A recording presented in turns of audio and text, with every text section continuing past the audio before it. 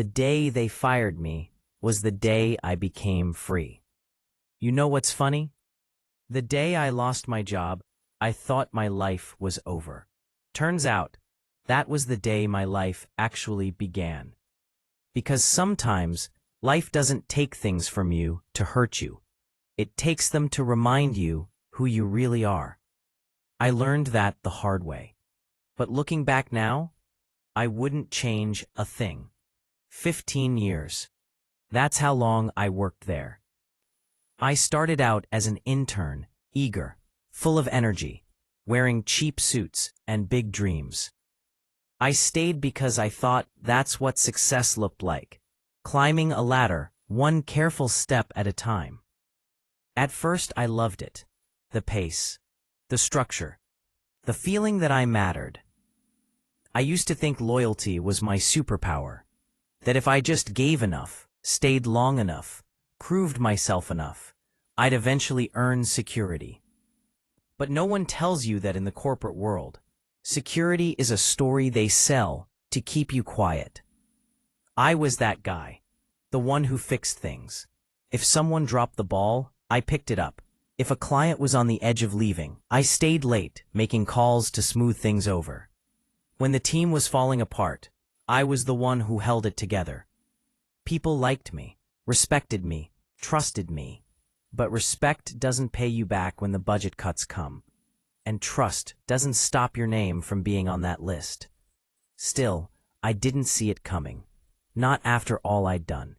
Not after all the weekends I'd traded for late nights under fluorescent lights. It happened on a Friday. Funny how it's always Fridays. Like they plan it that way so you can't ruin their weekend. My boss called me in. He wasn't a bad guy, just detached. The kind of man who spoke like he was reading from a script. He said the company was restructuring. I remember staring at his mouth, watching the word leave his lips, but my mind was already somewhere else. In the parking lot, maybe, or thinking about how I'd tell my wife. He talked for a few more minutes. Something about severance, about how these decisions aren't personal, but they always are. You can't spend 15 years in a place and not take it personally when they erase you in 15 seconds. I shook his hand. I didn't want to, but I did. Then I went back to my desk, packed my things into a small brown box, and walked out. No one looked at me. They never do. It's like people are afraid that job loss is contagious. Like if they meet your eyes, they might be next. I got to my car, sat there for a while, and just stared at the building. It looked smaller that day. Maybe it always was. That weekend was quiet. Too quiet. I remember waking up early out of habit, putting on a shirt, and realizing I had nowhere to be. So I just sat at the kitchen table, drinking cold coffee, scrolling through job listings that all started to blur together. Must have 5 years experience. Fast-paced environment. Team player. I'd spent 15 years being exactly that. And still, I was disposable. The realization hit hard. Not like a punch, more like a slow ache. I wasn't angry yet, just empty.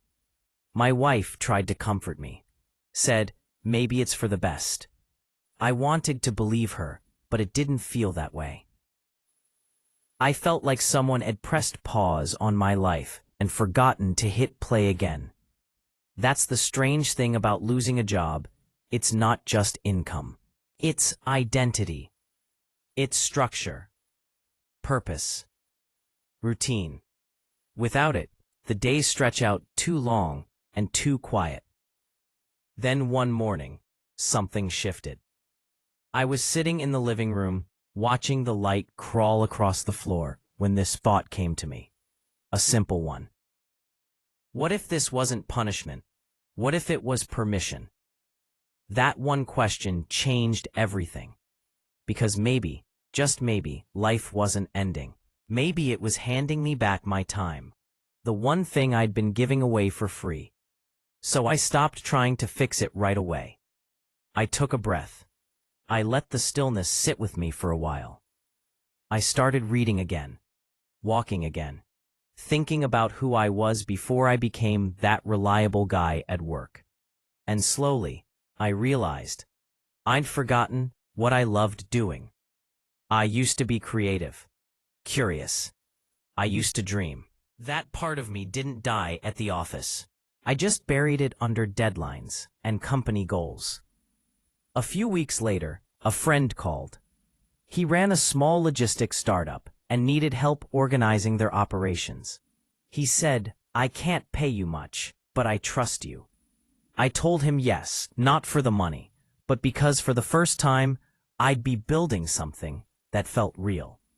I worked from home, quietly, steadily, and I felt something I hadn't felt in years: peace. One project turned into another. Word spread. Before long, I was consulting full-time, helping small businesses avoid the same mistakes that had burned me out.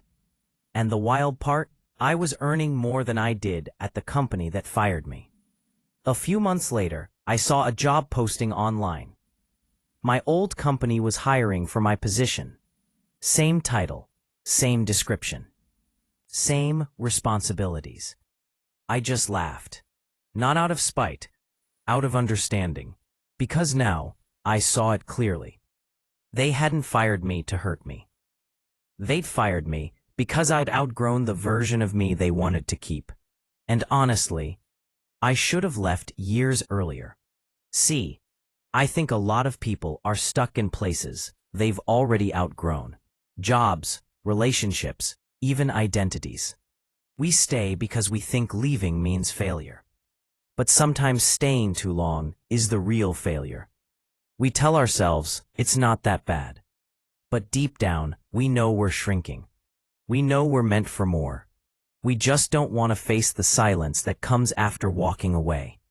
But that silence, that's where you finally hear yourself again. I'm not saying it was easy. There were nights I doubted everything, nights I stared at my ceiling, wondering if I'd made a huge mistake. But then, I'd wake up and realize I wasn't dreading the day anymore. I wasn't bracing for another meaningless meeting or forced smile. I was living on my own terms, and that felt like winning. A year after they fired me, I got a message from one of my old coworkers. He said the company had been struggling. Layoffs, morale was low. He asked if I'd consider coming back as a consultant to help rebuild some systems. You know what I said? Sure, but this time I'll send you an invoice. He laughed. I didn't. That was the moment I knew I'd finally taken my power back. It's strange how life works. Sometimes the thing you think is ending you is just clearing the path for who you were supposed to become. But you can't see that when you're in the middle of it. You only see the pain, the loss, the confusion. And that's okay. It's part of it. You don't have to be grateful for the fall right away. You just have to trust that when you stand again, you'll stand taller. So if you're watching this, maybe you've just lost your job, or your dream fell apart, or something you built just crumbled. Listen, it's not the end. It's the universe redirecting you. You can't grow where you're no longer respected. You can't thrive where you're only tolerated. And you can't build your best life in a place that keeps reminding you to know your place. Sometimes the only way out is through the door they close on you. The day they fired me, I thought I'd lost everything, but I hadn't. I'd just lost the cage I was calling comfort. Now, I wake up excited again, not because every day is perfect, but because every day is mine. So don't fear the endings. Don't beg to be kept where you're no longer growing. The day they let you go might just be the day you finally find yourself again. A year after I got fired, I woke up one morning and realized something strange. I didn't hate Mondays anymore. It hit me over coffee, that quiet kind of realization that doesn't come with fireworks, just peace. For 15 years, Mondays had meant pressure deadlines, noise. Now they meant possibility. That's when I knew I hadn't just changed my job. I'd changed my life. After the company let me go, I started consulting full-time. At first, I worked from a small desk in the corner of my living room. One old laptop, a notebook, a cup of strong black coffee. That was it. But over time, things grew. Word spread. I went from helping one or two clients to managing full teams, training staff, building systems from the ground up. I wasn't chasing money anymore. I was chasing purpose. And somehow, that's when the money started coming in faster than ever. It's funny how that works, right? When you stop trying to prove your value and start living it, everything changes.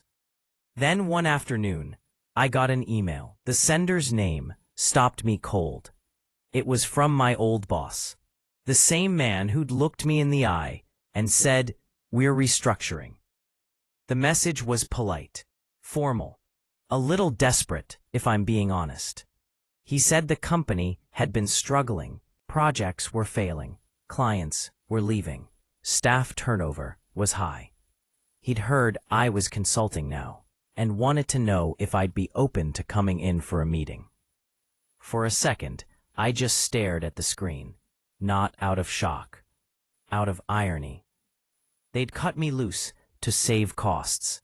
Now, they were reaching out to the guy they once saw as expendable. I didn't feel anger, just clarity. I agreed to meet. Not out of pride, but curiosity.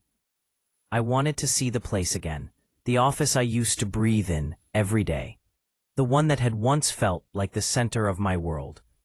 When I walked in, everything looked smaller, the colors duller, the energy off. People I used to know barely made eye contact. Some smiled politely, others avoided me altogether. That's when I realized I hadn't lost anything. I'd outgrown it. My old boss greeted me with that same fake warmth he'd always had. We sat in the conference room, the same one where I'd been fired. He said, "David, I'll be honest, things haven't been the same since you left." I nodded, waiting. He continued, "We need help restructuring our operations. You have the experience. We'd love for you to consult for us. Of course, you'd be compensated fairly." I smiled, not wide, just enough. I said, I remember when you said restructuring wasn't personal." He chuckled awkwardly. "Yeah," he said, "business decisions rarely are." I looked him in the eye. "This one is," I said quietly. Then I slid a proposal across the table. "My consulting rate, triple what they used to pay me." He hesitated for a second, then nodded. "Send us the contract," he said. When I left the building that day, I didn't feel revenge. The same desks, the same walls, the same habits. But this time, I wasn't their employee. I was their teacher. They listened when I spoke. They asked for my insight. They followed my lead. And every time I walked into that boardroom, I remembered the man I used to be. The one who sought approval, permission, belonging. That man was gone. I wasn't seeking a seat at their table anymore. I'd built my own. The real transformation didn't happen when they hired me back. It happened when I realized I didn't need them to. Because power doesn't come from status or salary. It comes from ownership of your time, your energy, your story. And once you own those things, no one can fire you again. A few months into the project, the company began turning around. Efficiency improved. Client retention grew. My systems worked because I'd built them with care, not fear. On my last day there, I walked past that same office where I'd once sat, nervous, uncertain, broken. I paused by the door. The new employee sitting at that desk looked up at me and smiled nervously. I smiled back, because I knew what he didn't yet, that someday he'd have to learn the same lesson I did. That loyalty without balance leads to burnout, and that no job deserves more of you than you're willing to lose. I left that building lighter. No bitterness, no pride, just peace. Outside, the sun hit my face, and I realized something simple but true. You can't move forward while staring at a closed door. And mine had finally closed for good. That night, I sat at my desk, my own office this time, reviewing new client proposals, some local, some international. And for the first time, I felt gratitude for the pain that started it all. If I hadn't been fired, I'd still be there, half alive, quietly convincing myself that comfort was enough. But sometimes, life has to tear everything apart so you'll finally build what you were meant to. Now, whenever people tell me they've lost their job, I don't say, "I'm sorry." I say, "Good." Because maybe that's where it starts for them too. Maybe that's where they finally stop surviving and start living. I tell them, one day, you'll thank the people who underestimated you, because they freed you from the small version of yourself you kept trying to fit into. The day they fired me, I thought I'd lost everything. But I hadn't. I'd just lost the limits I didn't know I had. Now I run my own company. I choose my projects. I take my mornings slow. I'm not chasing approval anymore. I'm chasing purpose. And if you're listening to this, wondering how your story ends, maybe this is it. Not the ending you planned, but the beginning you needed. So when life closes a door, don't wait for someone to open it again. Build your own. Because freedom doesn't always come as a promotion. Sometimes it comes as a pink slip. After that contract ended, I thought I was done with them. But life, it has this strange way of circling back, doesn't it? A few months later, I started hearing things. Whispers, complaints, rumors that the company had landed a massive government project. One that they weren't prepared for. They'd bitten off more than they could chew. And I knew exactly how that would go. Because I'd built those systems. I knew where every crack was buried. Then one night, a former colleague called me. He said, "David, they're panicking. They need consultants again." I said nothing, but inside a thought formed quietly. This time, I'll decide the terms. When their new manager reached out, she didn't know my history there. She spoke with that crisp, corporate tone, trying to sound in control. "Mr. David, we're looking for an external operations partner. We've heard great things about your firm." I smiled. "Oh, really?" I said. "Which company told you that?" "Your former employers," she replied. I almost laughed. I told her I'd think about it, and I did, for 2 weeks. Because this time, I wasn't just going to fix their problems. I was going to teach them what happens when you underestimate the wrong man. I drew up a proposal. Big numbers, bigger expectations. Everything in my favor. Ownership rights, access to internal data, full creative control over operations restructuring. They agreed, out of desperation. They had no idea they'd just handed me the keys. For months, my team and I worked inside their walls again, but this time as outsiders. And the deeper we went, the clearer it became. They were drowning in bad management and hidden corruption. Fake invoices, misused funds, a few shady contracts that could sink them if the right people saw them. I didn't create those problems. They did. I just brought them into the light. When the time was right, I compiled a clean, detailed report. Everything documented, everything factual. And I sent it to the board of directors, the investors, and the regulatory body overseeing their new project. Not out of spite, because while they'd been busy cutting corners and cutting people like me loose, I'd been building integrity, the kind they couldn't fake. A week later, the story broke.